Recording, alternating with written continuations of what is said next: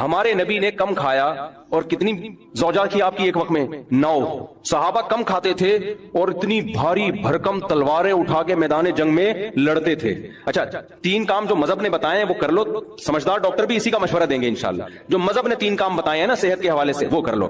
Number 1 مذہب گوشت کھانے کی آپ کو ترغیب دیتا ہے تو کھا لیا کرو. ایسا نہ ہو کوئی تحقیق بدل جائے اور بعد میں کہے کہ جی وہ جو گوشت نہیں کھاتے ان کو ہارٹ اٹیک کا خطرہ زیادہ ہوتا ہے. ٹھیک ہے نا, ایسا نہ ہو کہ الٹا ہو جائے معاملہ. تو جو کھا رہے ہو تو اپنی ذمہ داری پہ مر جاؤ, کوئی مسئلہ نہیں ہے. تو پہلی بات گوشت نہ چھوڑو. دوسری بات آپ نے کیا کرنا ہے, ہمارے نبی صلی اللہ علیہ وسلم زیادہ کھایا کرتے تھے یا زیادہ کھانے کی ترغیب دی ہے یا بھوکا رہنے کی ترغیب دی ہے؟ کم کھانے کی نہیں, بھوکا رہنے کی. کم کھانا تو بہت کم کھانے کا مطلب کھائیں. ہمارے نبی کی جو سیرت ہے وہ ہے اے اللہ ایک وقت کھانے کو ملے تو شکر ادا کروں اور ایک وقت بھوکا رہوں میں تو صبر کروں میں. سمجھتے ہو کہ نہیں سمجھتے؟ اور آپ صلی اللہ علیہ وسلم نے فرمایا, میری امت میں, جو حدیث کا مفہوم میں اپنے الفاظ میں بیان کر رہا ہوں, آپ نے فرمایا خیر القرون قرنی ثم الذین یلونہم ثم الذین یلونہم, سب سے بہتر میرا زمانہ ہے, پھر اس کے بعد والا, پھر اس کے بعد والا. پھر آپ نے فرمایا یفش الکذب, جھوٹ پھیل جائے گا, یعنی برائی آنا شروع. اور انہی برائیوں میں آپ نے بتایا کہ جھوٹی گواہیاں, اور انہی میں آپ نے بتایا کہ لوگ زیادہ کھانا شروع کر دیں گے. یہ نہیں فرمایا کہ حرام کھانا شروع کر دیں گے, نا نا نا نا, حلال کھائیں گے مگر زیادہ. تو زیادہ کھانے کو بھی کس میں شامل کیا جا رہا ہے؟ برائی میں شامل کیا جا رہا ہے. یعنی امت اتنی بری ہو جائے گی خوب کھانا شروع کر دے گی, کھانا بہت کھائے گی. نہیں یاری بات میرا. تو کم کھانے کی ترغیب ہے, کم کھانے کی ترغیب ہے. اتنی ترغیبات ہے نا کم کھانے کی کہ ہمیں تو اپنے بارے میں ایسا لگتا ہے کہ یار پتہ نہیں ہمارا ہوگا کیا. نہیں اگر ہم پیغمبر صلی اللہ علیہ وسلم سے قیامت کے دن ملے اور اپنے پراٹھوں کے ہم نے کسی نے بتا دیا کہ یہ 2 پراٹھے صبح ناشتے میں کھایا کرتے تھے, تو امید تو ہے کہ انشاءاللہ ان چیزوں پہ پکڑ نہیں ہوگی. یہ ترغیبی چیزیں کوئی واجب حکم نہیں ہے, لیکن ہم جائیں گے کہاں؟ تو ہم بہت کھاتے ہیں بھائی, بہت کھاتے ہیں. نبی صلی اللہ علیہ وسلم کی خدمت, یہ میں ٹاپک کمپلیٹ کرتا ہوں, جب چل پڑا ہے نا اتنا ہو گیا تو اس کو مکمل. آپ نے جو بھائی موضوع دیا وہ کہاں گئے بھائی نے پرچی دی تھی, وہ میں اس پہ ضرور بیان, آپ جمعے کے بیان میں آتے ہیں, میں انشاءاللہ اس پہ ضرور, میرے ذہن میں پہلے سے یہ ٹاپک تھا, میں اس پہ ضرور بات کروں گا انشاءاللہ. تو خوب سمجھ لو. دیکھو نبی صلی اللہ علیہ, ابھی صحت کی بات چلی ہے نا, تو اکارڈنگ ٹو اسلام کیا کہتا ہے اس بارے میں, وہ چند چیزیں نوٹ کر لو تو وہ آپ کو زندگی پر فائدہ پہنچائیں گی. نبی صلی اللہ علیہ وسلم نے فرمایا کہ 2 آدمیوں کا کھانا, ایک آدمی کا کھانا 2 کے لیے کافی ہے. طعام الواحد یکفی الاثنین, ایک آدمی کا کھانا 2 کے لیے کافی ہے. یہ صحیح حدیث ہے. جتنے میں 2 آدمی, ایک آدمی سیر ہوتا ہے نا, اس میں اصل میں 2 کے لیے کافی کا کیا مطلب, سیر تو نہیں ہوتے, لیکن جتنی آپ کو انرجی چاہیے, جتنا آپ کو زندہ رہنے کے لیے, ایک مناسب لائف گزارنے کے لیے جتنی خوراک چاہیے, تو جتنا ایک آدمی کھا رہا ہے وہ کتنے کھانا شروع کر دیں, 2 کھانا شروع کر دیں تو وہ کافی ہو جائیں گے آپ. اور ہمارے ہاں جتنا ایک کھاتا ہے, جتنا ایک کو کی خوراک ہے تو وہ 2 کی کھاتا ہے. وہ اس حدیث پہ کیسے عمل کر رہا ہے؟ الٹا. جتنا ایک میں سیر ہو جاتا ہے نا, حدیث تو کہہ رہے ہیں تم ایک میں جتنا پیٹ بھر جاتا ہے تو آدھے میں اس کا آدھا کر دو. اور میں آپ کو بتاؤں جب آپ آدھا کرو گے نا, پھر جو آپ گوشت کی یخنی پیو گے, وہ جو ہمارے نبی نے یوم نہر میں, مزہ آئے گا آپ کو. صحیح ہے نا, مزہ آئے گا, مزہ آئے گا. تو آدھا کر لو اس کو.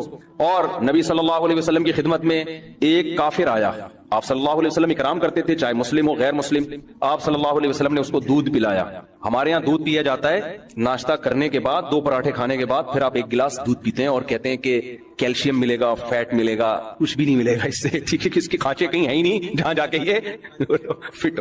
ہم جو نبی کی سیرت میں دودھ دیکھتے ہیں نا, اس میں 2 چیزیں نظر آتی ہیں ہمیں. ایک تو شدید بھوک میں, بھوک مٹانے کے لیے دودھ پیا گیا ہے, یعنی دودھ ایز اے کھانا استعمال کیا گیا ہے. ہمارے ہاں دودھ کو کھانا بولتے ہی نہیں ہے. دودھ جب شدید بھوک لگ رہی ہوگی نا, تو پہلے خوب بریانی اور نہاری طبیعت سے پھوڑنے پھاڑنے کے بعد پھر کہیں گے, کیونکہ حکیم صاحب نے کہا کہ رات کو دودھ پی کے سونا چاہیے, لہذا پھر دودھ پی کے سو کے ایک دن دھماکے کے ساتھ پھٹ پھٹا کے ہلاک ہو جائے گا.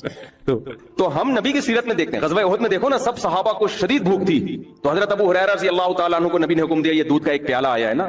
شدید بھوک تھی صحابہ کو, 2 3 دن کے سے بھوک لگ رہی تھی, پیٹ پہ پتھر باندھے ہوئے تھے. تو آپ نے کیا فرمایا؟ حضرت ابو ہریرہ کہتے ہیں کہ ایک ہی پیالہ تھا, تو نبی صلی اللہ علیہ وسلم نے حکم دیا کہ دائیں طرف سے پلانا شروع کرو. تو کہتے ہیں میں نے سوچا کہ میں اتنا, مجھے بھوک لگ رہی, میرے سے میں تو کچھ بھی نہیں آئے گا, اللہ نے برکت اتنی رکھی, تو سب نے سیر ہو کے پیا اس کو. حضرت ابو ہریرہ کے برکت دے دی اللہ نے, ایک معجزہ نبی کا ظاہر ہوا. حضرت ابو ہریرہ نے پیا, کہتے ہیں اور پیو اور پیو, سیر ہو گئے حضرت ابو ہریرہ رضی اللہ تعالیٰ. اس طرح کی اور بہت ساری ہمیں مثالیں ملتی ہیں کہ شدید بھوک میں, بھوک کس سے مٹائی ہے؟ دودھ سے. پھر دودھ جزو بدن بنتا ہے اور ایسا ٹھا کر کے جا کے باڈی کو لگتا ہے نا. تو 2 چیزیں نبی نے بھوک میں استعمال کیا. دوسری چیز تازہ دودھ استعمال کیا آپ صلی اللہ علیہ وسلم نے, بوائل دودھ نہیں استعمال کیا, یعنی جہاں تک ہماری معلومات ہے تازہ دودھ. اب میرے یہ کلپ چلایا گیا, کسی نے کہا دیکھو لوگوں کو کچا دودھ پینے کا مشورہ دے رہا ہے جراثیم والا, تو دودھ کچا جب پیو جو فوراً निकालो और फौरन पी जाओ। अगर रख लिया तो फिर कच्चे का नहीं, हम भी कहते हैं भाई वो तो डॉक्टर लोग बोलते हैं उसमें। और फिर खासतौर पर जो गवाला तो कच्चा भी पिला रहा है ना, तो उसमें गवाला भी तो पिला रहा दे रहे हैं ना दूध, तो भैंस जितना दे रही है उसमें गवाला का भी उतना अपना खून पसीना शामिल है, गोबर की छींटें और पता नहीं क्या के, उसको तो लाजमी अपनी गाय हो, अपनी बकरी हो और तमीज से थन धो के तमीज से निकाला हो तो वो कच्चा ही बेहतरीन है। वो आप मेरे मशवरे पे पी के देखें, आपको बॉयल में और कच्चे में जमीन आसमान का फर्क लगेगा। आप ऐसे टमाटर होना शुरू हो जाओगे, पेट बहुत अच्छा हो जाता है, बहुत सारे फायदे होते हैं। तो हमारे नबी ने हमेशा दूध हलब शाता, दूध निकाला और दूध पिया, कच्चा पिया है। तो ये दो चीजें। खैर, तो मैं यह कर रहा था कि कुछ लोग आए आप सल्लल्लाहु अलैहि वसल्लम की खिदमत में, तो उनमें गैर मुस्लिम भी था, तो आपने उसका इकराम किससे किया? भूख लग रही थी सबको तो आपने दूध पिलाया। उन्होंने 7 प्याले दूध पिए उस गैर मुस्लिम ने। पहले के प्याले भी बड़े बड़े होते थे, एक प्याला आपने फरमाया और उसने कहा, दूसरा आपने फरमाया और उसने कहा, और 7 प्याले पी गया। 8वें पे उसने कहा बस मेरा पेट भर गया, सैर हो गया, चला गया, मुसलमान हो गया। वो नबी के अखलाक और आपकी सीरत को देखकर अगले दिन दोबारा आया, फिर आपने दूध पेश किया, उसने 1 प्याला पिया, आपने दोबारा पेश किया, उसने कहा शबीयत हो, मैं सैर हो गया। नहीं ये बात समझ, हालांकि उसको नबी ने कम खाने की तरगीब, उसको तो इस्लाम अभी सीखने का मौका ही नहीं मिला ना। तो ऐसे मौके पे आपने फरमाया अल काफिरु यअकुलु फी सबअति अमआ, काफिर 7 आंतें भरता है, वल मुमिनु यअकुलु फी मिअन वाहिद, मोमिन 1 आंत भरता है। क्या मतलब? मोमिन की खुराक काफिर से 7 गुना कम होती है। उन सहाबी को ना ये पता था कि इसको मेडिकली मुझे कोई फायदा होगा इसका, ये भी नहीं मालूम था। कुछ डॉक्टर थे उस जमाने में समझाने वाले ना, उन्होंने नबी से कम खाने की तरगीबें सुनी थी। क्या मतलब? अब हदीस का आज लोग कहते हैं कि आज तो काफिर कम खा रहा है, मुसलमान तबीयत से उड़ रहे हैं, तो ये तो माज़अल्लाह हदीस गलत हो गई। फिर तो खूब समझो हदीस का मंशा क्या है कि मुसलमान शहवत परस्त नहीं होता, काफिर शहवत परस्त होता है, उसकी ख्वाहिशात रुकती नहीं है, तभी खाया जाएगा खाया जाएगा। आज जो काफिर कम खा रहे हैं ना, उनको डॉक्टर लेकर आए हैं इस पर, जबकि मुसलमान अगर कम खाता है डॉक्टरों के मशवरे की जरूरत नहीं है, उसकी वैसे ही अल्लाह ने दुनिया से बेरगबती रखी है कि भाई क्या है सारा दिन जुगाली करते रहो बस, ठीक है ना, चंद दिवाले हो गए, नींद भी कम आती है उससे, इंसान कम खाता है तो चाको चौबंद रहता है। तो जितने भी हमारे अकाबिर बुजुर्ग गुजरे हैं हिंदुस्तान में, आप देख लो उनकी खुराकें बहुत थोड़ी थी। क्यों थोड़ी थी भाई? वो उनको दीन के काम करने हैं, वो कहते हैं ज्यादा खाओ तो नींद आती है, तो खाओ इतना ना जितना एफोर्ड कर सको। तो ख्वाहिशात से इंसान निकल जाता है। तो आज जो काफिर थोड़ा खा रहे हैं ना, वो डॉक्टरों की रिपोर्टें हैं, डॉक्टरों के मशवरे हैं, वरना अगर सेहत का मामला ना हो तो फिर काफिर ख्वाहिशात नफसानिया में ज्यादा होता है, मुसलमान कम होता है। तभी तो देख लो ना जिना कितना ज्यादा है वहां पे, वो थोड़ी औरत के बगैर गुजारा कर सकते हैं। यहाँ 30-35 साल उम्र हो जाती है, शादी नहीं होती और गुजारा बहुत से लोग चला रहे होते हैं। तो मुसलमान में आज भी ख्वाहिशात नफसानिया पे कंट्रोल दूसरों की निस्बत ज्यादा है। बात यह है कि उनको मोटिवेशन मिल रही है डॉक्टरों से। ज़ानी को जो दुनिया में सबसे पहला अजाब मिलता है ना, वो ये मिलता है कि उसको इस गुनाह का चस्का लग जाता है। वो जिना करता है ये सोच के कि सिर्फ एक दफा करूंगा, लेकिन ये हमेशा सोच सोच के करता रहता है और इसी हाल में उसकी मौत आ जाती है, ज़ानियों में मरता है वो। ये बहुत बड़ी भूल है कि मैं एक दफा गुनाह कर लूं फिर तौबा कर लूंगा, और ये शैतान इसलिए करवाता है, यार देखें तो सही इस गुनाह में लज्जत कैसी है, जायका कैसा है। ऐसी अल्लाह की तरफ से उस पर फिटकार बरसती है ना ज़ानी पर, वो तड़पता है कि मुझसे छूट जाए। किसी किसी को अल्लाह तौफीक दे देते हैं, लेकिन आमतौर पर क्या होता है, गया बस। इतना मुश्किल होता है फिर उसको इससे, इस दलदल से निकलना। अल्लाह कहते हैं गंद में मुंह मारा है, गंद में रहो।